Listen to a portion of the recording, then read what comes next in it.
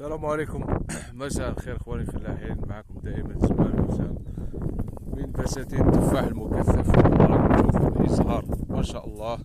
هذه زبرناها يامس، هاي ازهار كوري ما شاء الله، لا فاريتي كراشي كورات. الازهار يلحق على 3 مراحل. كاين الازهار الاولي، الثانوي، الثالث، يعني بريمير فلور، دوزيام، تروازيام فلوريسون. وكذلك لأنها من الأصناف يعني بروتيكتيف، يعني إنتاج تاعها غزير إن شاء الله.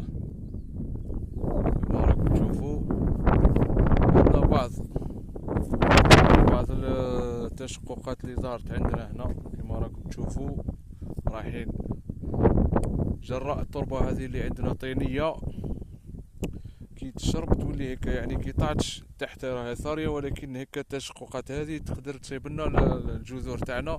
وكما تعرفوا يعني تعرض لي يعني يضربها الهواء هكا، يعني من بين المشاكل اللي لازم ما نصادفوهمش.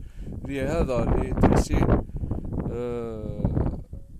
كما نقولوا حنا تحسين التربة تاعنا، باش نحسنوها لازم نضيفوا لها السماد العضوي اللي هو الغبار، باش تتصلح وتولي لا تكستور تاعها، يعني ما توليش فيها التشققات هذه اللي راهي هيك اللي ديرنا مشاكل. نحاولوا نضيفوا الغبار تاع الغنم ولا تاع البقر،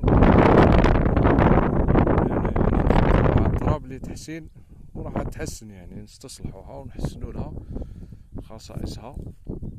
من بينها هذه الخاصية الطينية نزيدوا لها الغزار، يعني تولي غزارية نوعا ما. مع التقليم هي الشتلات دائما اللي مشات النشلر. نحييكم، السلام عليكم.